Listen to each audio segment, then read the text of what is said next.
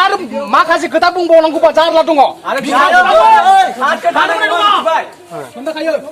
खुलुमबाय लोगोफोर, नोंथांमोनखौ गिबि सेन्टारावनो आंनि बे इउटिउब चेनेलाव नोंथांमोनखौ बरायग्रोबाय।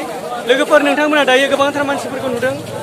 जानांगौ नोंथांमोननियाव सोंथि सोंनाय फैदों बिथांमोना मानि थाखाय इसेबां ज' बिनि खारनानो जाबाय मैया थांनायाव गहपुरनि माखासे बर' कसारि वेलफेयार अट'नमास काउन्सिल नागिरग्रा बिथांमोना, जेरै आं नामखौबो बिथांमोनखौ मुंख'नो सानदों, बुद्धिराम बसुमतारी, नित्यानन्द बसुमतारी, लोगोसे बाबुराम बसुमतारी, बिथांमोना माने बिसोर जबरदस्तियै गहपुर हालामनि रायजो राजाफोरखौ बिथांमोना बर' कसारि वेलफेयार अट'नमास काउन्सिलाव सोनो नागिरगासिनो दङ, जायखौ गहपुरनि रायजो राजाफ्रा मालाबाबो लुबैया आरो मालाबाबो नागारा। दिनै रायजो राजाफ्रा आन्दलन खालामदों आरो लोगोसे दिनै बिथांमोननि न'आव दायो बिथांमोना ज' थांनो नागिरदों। नोंथांमोना आंजों नायलांबाय था, नुनो मोननो हागोन। लोगोफोर, नोंथांमोना नुखाबाय जानांगौ दायो जोङो बे समाव बाबुराम बसुमतारीनि न'आव सफैबाय। दिनै गासिबो रायजो राजाफ्रा दायो बिथांमोननि न'आव ज' जादों आरो दिनै बिथांखौ बयबो लुबैदों बिथाङा निमाहा बिनांगौ। मानोना बिथाङा मैया जि फंसे बाथ्रा बुंबाय रायजो राजाफोरखौ लानानै, गहपुरखौ लानानै बिथांमोना दिनै मैया जि बाथ्रा बुंबाय बिनि सायाव बिथांमोना दिनै निमाहा बिनांगौ। बिनि थाखाय दिनै गासिबो रायजो राजाफ्रा बेयाव ज' जादों। नोंथांमोना नुबाय थागोन। लोगोफोर, नोंथांमोना नुबाय थानांगौ दायो न'आव फैदों, नाथाय बिथांनि न'आ गासिबो थारा लगायनाय गोजा। थारमाने दहाय फुंसिमाव बिथाङा न'आव दङमोन, नाथाय दा बिथाङा गैया बे समावहाय। अब्लाबो रायजो राजाफ्रा दायो लुबैदों बिथाङा बे समाव सफैनांगौ, जेरैखि जाया बेखौनो बिथांमोना हास्थायदों आरो दायो बिथांमोननि न'आव ज' गासिबो दंजोबो। लोगोफोर, जानांगौ नोंथांमोना बिथांखौ बयबो सिनायखायो। बिथाङा जोंनि बर' हारिनि सासे मुंदांखा देंखोगिरि फुंजा मोसाहारि आरो दिनै बिथाङा गहपुर हालामखौ लानानै बिथाङा मा बुंदों फै जों बिथांनिफ्रायनो मिथिना लानि जे बिथाङा बिटिआरनि बागै जोंनि बर' हारिखौ एबा गहपुरनि मानसिफोरनि सायाव मा बुंदों फै जों मिथिनानै लानि। गासै नोंथांमोनखौ आंनि गोसो गोरबोनिफ्राय साबायखर बावहरबाय। दा बेखिनि समाव आंखौ बे बाथ्राखौ बुंनो होनायनि थाखाय आं जोबोद गोजोननाय मोनदों। दा बेवहाय आं बेक्तिगत बायदि आं बुंनो सानाखै, जोंनि सेन्ट्रेल इउपिपिअनि माखासे डिसिसन बायदि आं बुंनो सानदों।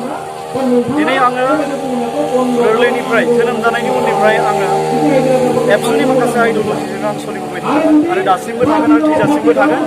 आरो दिनै आङो इउपिपिअआव बिबान मोनदों होननानै जे आं गासैखौबो जे हगारसारनानै एबा माबा मोनसे गहपुर एरियानि थाखाय गोरोन्थि खामानि मावगोन बेखौ माब्लाबाबो साननाय गैया।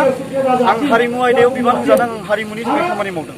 दिनै बे बेलायाव आङो जोंनि सेन्ट्रेल इउपिपिअनि मानगोनां सार, आफादगिरि सारनि बिथोन बायदियै बा बिथांनि खावलायनाय बायदि आं बुंगोन जे दिनै इउपिपिअनि डिसिसना ओरैबायदि, थांनाय केबिनेट जिरायनायाव, आसामनि केबिनेट जिरायनाय समाव जेब्ला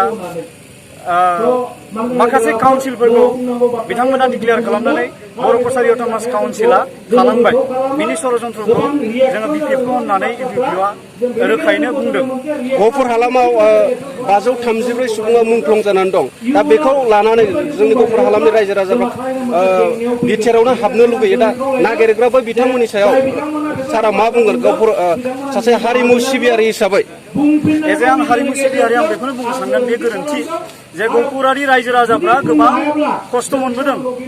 जेरै 1983 आरो 1989 बे मोननै दाङा बाजियाव जोङो गोबां गेब्लेदों। जायखौ नागिरनानै जों गेब्लेदों बेखौ बयबो बुजिनांगोन। दा दिनै जोङो बर' रायजो नागिरै दिनै गेब्लेबोबाय।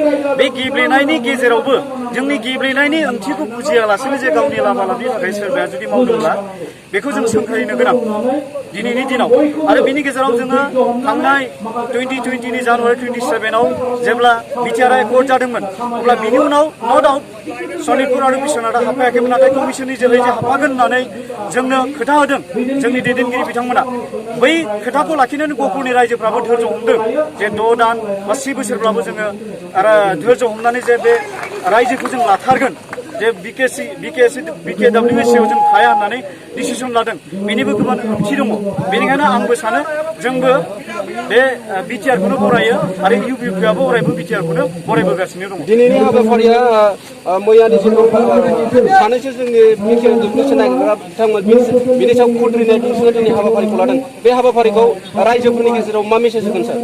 दा बेनो जे जाय बिथांमोना जाथिनि बेरेखा थाङो, बेथ' निस्सय जाथिनि मोनसे दुखु सुखुनि बाथ्राखौ बिथांमोना नेवसिनानै गाव गावनि उदैखौल' सिन्था खालामनायनि थाखाय बिथांमोना अपराध मावदों जाथिनि थाखाय। बेनिखायनो बिथांमोननि सायाव निस्सय माबा मोनसे एक्सन लानाया जोंनि दायथ'।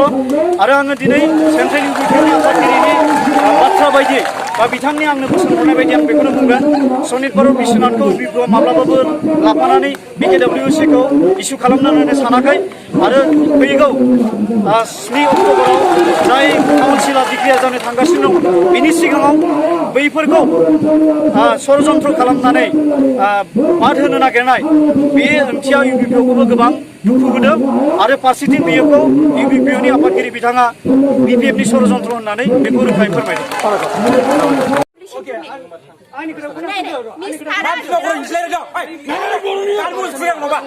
मिस्टारा जुदि जेराव थायो बेयावथ' बिसिया थाखागोन